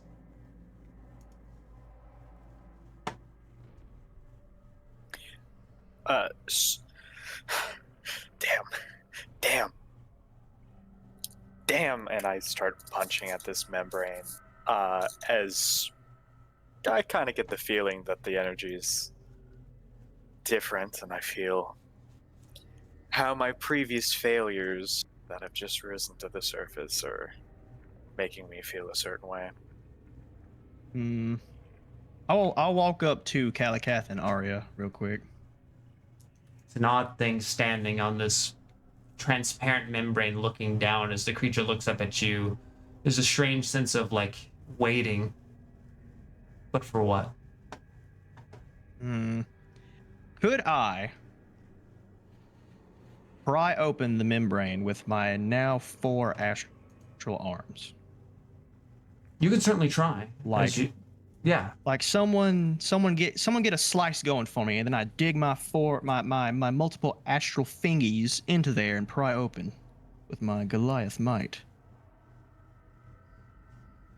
Yeah, I gotcha. I give it a good slice, but my heart's not in it. You do slash into it, and as Astrid, as you grab your hands and your arms and you begin to pull against the membrane, roll an athletics check. Okay. You got this, boss. You got this. Your ring all the Bro, while athletics. glowing red. Okay, that was a 7. 7. As you grab on, your hand with the ring on almost hisses and burns at the membrane, but it does not make much progress as you begin to pull and push, and it's almost like you're digging through this weird pudding, and you find your way not like as you throw more and more to the side, it's just reappearing and refilling itself. It's difficult to get through. It's like trying to dig Damn. through jello. It's too viscous and just so just everywhere. This ring, I'm freaking the visions. Sorry, guys. Thought I was better than that. It's okay. We can talk about this when we get out. But hey, DM, Mm-hmm. I have a question about Yes. some things. Sure. This thing that we're standing on, right? It's pretty thick, right? Pretty thick, about 15. It's hard to tell, 15, 20 feet, 10, 15, 20 feet. It's hard to determine how thick. You're talking about the membrane, or you're talking about the whole thing? The thing we're standing on right now. That thing is about, I believe it is about 25 to 30 feet thick. Let me double Across, check. right? Oh, across it is 15 feet thick, 15 feet across. And you said it was 30 feet? No, thick? I was mistaken. I was mistaken because I was okay. multiple. It's 15 feet across, 15 feet high. It's like a large circumference is 15 feet for this tube. Yes. It's cool. And this tube that we're on top of right now is going into the nut, right? Yes, this one's going. The liquid's gently flowing into the nut. Hey guys. How much do you trust me? I don't. I hate that question. Don't. I Jill s- will pop out and like look at what the heck is going on, like see that we're all just kind of standing around now. What the hell are we doing? I start preparing the crossbow. Oh, Arya, don't. We got to get in there. Satira tries to climb up. She has second story work, so she can use her normal like movement speed climbing up. Yeah, without it being in the middle of a combat, you don't have to make a roll to make it up there. Hal, did you see anything while we were, kind of experiencing our past traumas and nightmares? Not a thing. Oh, you too, Really? huh? Oh, yeah. What was yours? I think we can talk Why about this later, would- you guys. Yeah, now's Alright. not the time to talk. Where are you planning on shooting that thing? Well, it's pretty simple. This thing we're Also, standing on. Hold on. Why are we saying this out loud in front of it? What we're about Because to it's do? not gonna matter. Arya, continue. There's a dark chuckle from the thing It doesn't. inside. I'm simply going to I flip him off with all 6 of my arms. You're like flipping it If I off. can- It's just looking at you. It's the oddest, most alien thing. It's almost curious in you more than it is afraid. Fucking taunting us is what it's doing. Yeah, fucking stupid ass multi-eyed fish, motherfucker. Anyway, what- Hmm? Arya, what are you planning to do with Well, the crossbow? let me try my first step, and I'll get back to you. I take a few steps away from the group and slash at the pipe, the vein that we're on top of. Just enough to, make a hole if need be. Does it regenerate? It does seem to be Question. slightly regenerating as you're slicing through it. It's a bit faster than the damage that's being dealt. Unless, how much damage do you do? Well, right now, I'm dealing. If I'm hitting, I'm doing 14 damage right now. 14 damage. As you slice, it does heal before you can make another strike. Alright. Yeah. Y'all think there's a weak spot wait to a this thing? Didn't we get some kind of scrolls? That's true. What were they? Styria will pull out the scroll of, I think we said it was chill touch, right? Yes, that was. You did have a scroll chill touch. Now, Zatira has. What does Zatira know of the spell chill touch? It reads it out to you on there. Like this scroll because it's like scrolls are meant to be used by any plainted person. It goes through the whole deal of where it keeps people from healing. It does necrotic damage. If you that kind of deal. Can't regain, and the part where it says it cannot regain hit points until the start of my next turn. That is correct. Make a decision. Alright, okay. So, Stop it, James. We have to be serious. God, stop. this is worth experimenting, and apparently he likes us experimented with him. So, let's all get ready, because I don't know how long this is gonna last. Ready to deal Like as much fucking damage as possible to this fucking thing Arya. while it's active. Alright. Got my sword ready. Team attack. This- Team attack. yeah, As you Zatira guys- will have her vibro dagger and tap it, get it vibrating. As you guys prepared for a concentrated attack on the vessel or on the cocoon, which one? I'm guessing the cocoon. Yeah, we could try it. I don't Right. think we've made a full attack against the cocoon, right? So fully No, I don't think against I the did. Was it fully doing- against Beholder cocoon or fully against the vessel that you're on? Was the cocoon doing the same thing that like we've Was already the struck? That's vessels, the one yeah. we struck, right? Yeah, that's Yeah, the both really of them. thick one. The really Yeah, thick did- one is the cocoon. Did it heal up immediately like this is, or did Yes. we just not make a dent in it? No, like I would say you basically didn't even make a dent in it. Versus this one where it's healing more and you're getting relatively closer. Okay, so we only Let's nicked the start- cocoon. This we could actually cut into. Yeah, this one we might actually have a chance on. We'll bleed the fucker out. All right. She'll Yeah. read the scroll and cast the. You know what? Wait. Magic Man.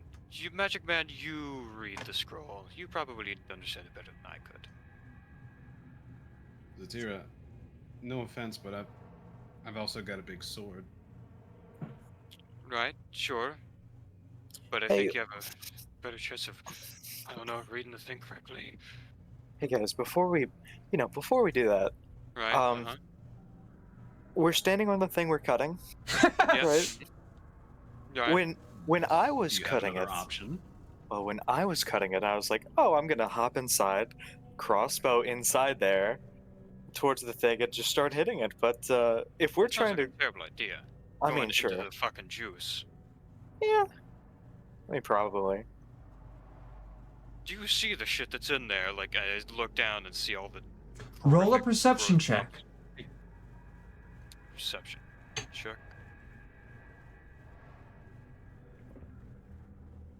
Uh, 12. 12. What you see in there are bones, fish guts, fish pieces, human pieces. You see food. You see it all moving its way towards the cocoon. You see dead people, heads, arms, all kinds of things. And you see that right now it's been suspended. The liquid stopped since its awakening. I would say slowed. It's Either still, way, you it's just definitely don't slow. want to be in that shit. Yeah.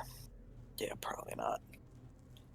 I think, and this might be unrelated entirely, but I still think best course of action is trying to cut this open. A while back, I had a nightmare of something very similar. I say nightmare, it's when I attacked everyone, and I felt like I was in a very similar situation, and my best course of action was also just straight cutting it down. And I don't think we really have the time to worry about the consequences of our actions, because if we fail, we die. If this goes wrong, we die. And the only scenario where anything good happens is the one where this works. And we won't know Oh. until we try. Exactly. So I say let's do it. I suppose. And before we do anything, just checking, there's no other things connecting this coconut in the middle of the room, besides the 3 big tentacle pipes, right? That is correct. Yeah, that's the... Let's do it then. Alright. Kira, you can cast the spell. I believe in you. Ooh-wee. You got it, Z. Alright, we're notoriously terrible at medical procedures, so let's see if we can use that terrible, terrible skill to our benefit. And I think the Zatira point of will... this one isn't to keep it alive. Yep. Zatira will cast Chill Touch and have it touch the tendril, like at the center point where we're standing, and have it deal. I think it's like a minimum level, right? Right. 1d8 necrotic damage with no modifiers because this Okay. is a scroll. Oh hey, I rolled an 8 on a die, so 8 necrotic, Oh. and Nice. it cannot regain hit points until the start of my next turn. As your And hand glows as- green, and you gently are placing it down, everybody can see Zatira's the scroll burns up in her hands, and her hand becomes green. And as she's getting it closer and closer to the actual large fleshy pipe, you can see that her hand is see-through, almost like an X-ray. You can see the bones of Zatira's hand, even through her glove. It's almost as though she has no flesh or glove. As this bony Zatira hand lays its fingers onto the flesh, and the flesh recoils backwards in a black, oozy, almost dead-like state. And I'm taking it that everybody attacks. Right, let's Yes, go. sir. I have my vibro dagger and help try and drag the thing all the way through, and hoping that it just continues to make that wound wider. I use Dagger a strikes big hit down. with a maybe a smite if I could. And my allies are close to me, so sneak attack. Zatira that's true. Arya slashes. Zatira sneak attack. Astrid, you punching? Absolutely. Astrid- So like I have a question with Go my for it. like now 4 arms. If I were to flurry of blows, would that be 4 attacks now instead of just the regular 2? We'll go over those details. We'll go over those details after the session because I actually have those. written down. Word. So I'll just regular unarmed strike with my arms. Or do I have to roll to hit? I don't think so. I think we're kind of just No, doing everybody hits this automatically, so it's all damage. As Astrid Oh, rears word. his hands back and crashes down. Calica, what are you doing? Oh, bonus I'm punch. doing the There you go. classic now booming blade and psychic blades combo. Very Where close. Kalakath rears his blade into the air for a moment. He grabs it with both hands and gets ready to swing down. His right arm starts to transform for a moment as his blade glows purple, and it seemingly like forcibly pulls him left or right, like it's trying to do its own thing. Grabbing his arm with his hand, He manages to control it long enough to take a powerful swing down at him for 21 damage. As Oh, and 10 of that is psychic damage. let me write all this down. Hold on. So we got 21 plus 8 necrotic, I did 15 damage. 15. Just my sword. Astrid, 7. 7.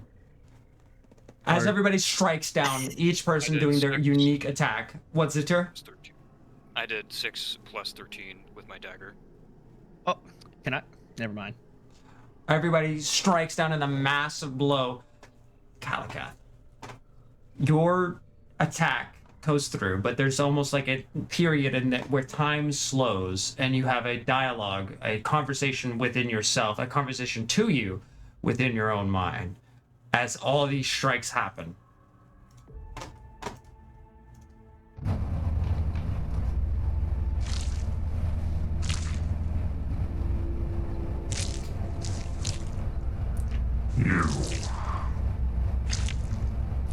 You don't want to do this.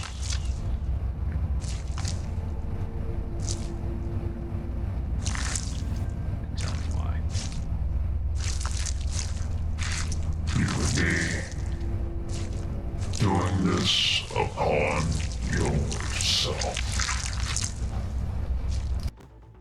And while that's said, you start having flashbacks. Flashbacks to the Behold facing off upon heroes. Several heroes around them. The dwarf who came up and slashed to open an eye and drug it down to the bottom, ruining it. The clerics firing bolts upon him. The elves throwing daggers and swords all around. But why does this pertain to you? And then the Scarlet Wizard standing up, his finger raised. A strange blue spell begins to glow, almost like a gem glinting in the distance. And you begin to feel yourself, Kalakath, falling apart. A transmutation spell unlike any you've ever seen before. Your perfect form falling to bits, your pieces falling together. It takes bandages to hold yourself as one.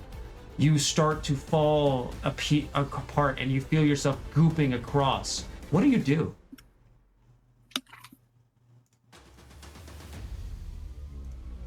You are surrounded by heroes.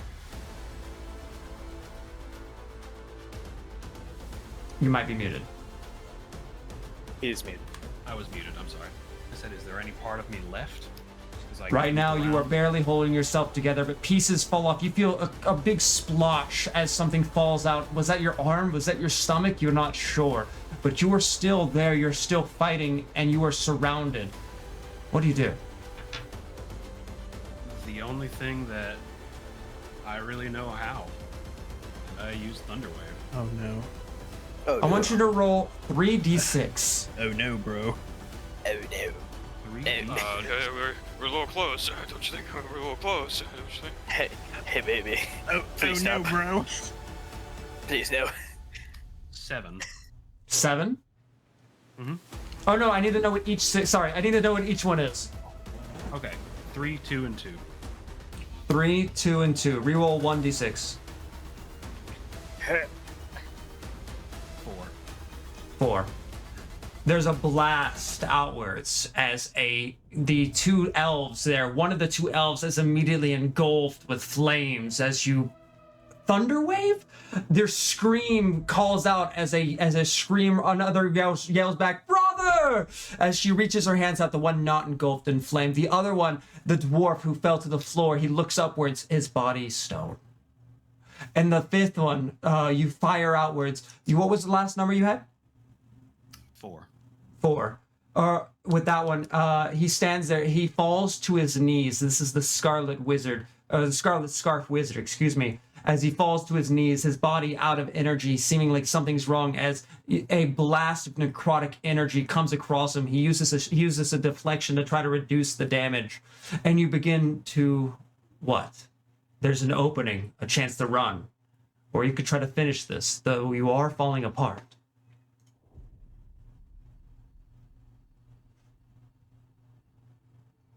would finish it. You turn to finish it. You go to fight. That's what you want to do. That's what you should do. That's what you are. That's who you are. But this isn't you. This isn't us. You run. Unfortunately, you flash to a future. You're falling apart to pieces. You're deep within the depths. You can't die like this. You're too good to die like this. You're better than this. You're perfect. You begin to plant a web. You begin to grow a web. You're very versed in arcane. You write upon the walls. Most conveniently, you find yourself below a town, a city. You can't move, unfortunately. For being outside of your vessel, you'll be falling apart again. This is just temporary, you say. Some way to get across. But in order to get anything to fix yourself, to undo this transmutation spell, you need resources. You need a way to access the other world, the other side, the top side, where those dastardly heroes live. Unfortunately, even though you are a perfect being, you need some way to communicate with us, something that they can trust. Well, what can they trust? You know about their gods, their silly little gods. So why aren't you a god? You're perfect. What do gods have? Yes, you know what. Aasimar. You'll create an Aasimar. Send him topside. He'll collect what you need. While this is happening, a strike downwards into the blast happens. You feel a striking pain for a second, only for a moment, as you all slice open. The vessel opens and this this gray liquid splurts outwards into the air. And as that happens, Arya, do you fire your crossbow into the vessel? Sorry, I was muted. Into the vessel? Weren't we striking down? You're striking Yeah, down into the blood vessel. into the Yeah. blood vessel. You've cut through the top. The top explodes as this large amount of goo coats over Astrid, coats over Zatira. There's an opening here, an opening now. Oh. What are you guys doing? Oh, come on, man. Oh no.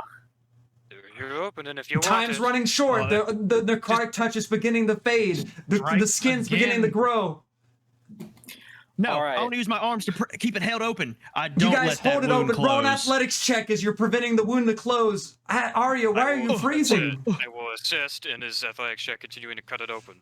Everybody's holding it open to the best of ability. Calikath, what are you doing? That's a 16 to hold it 16 open. to hold it open as the astral arms hold this thing. The necrotic energies are beginning to fade. How are you? You guys have the vessel open, blood splurting outwards, but it's closing.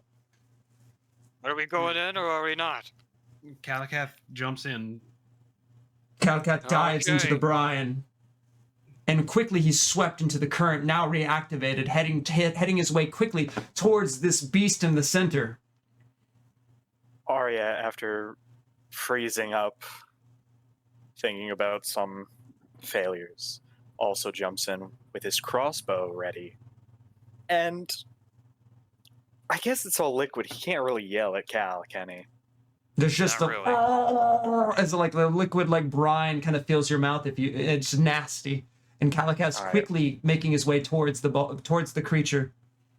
All right. I'm going to keep my crossbow on me. That's going to be our getaway plan. And I start crawling towards the beast, the creature. Alright, if we're all going in, Zatira will also dive in, but be very spiteful about it and have her dagger drag along the walls as the current. Zatira also hops into the hole.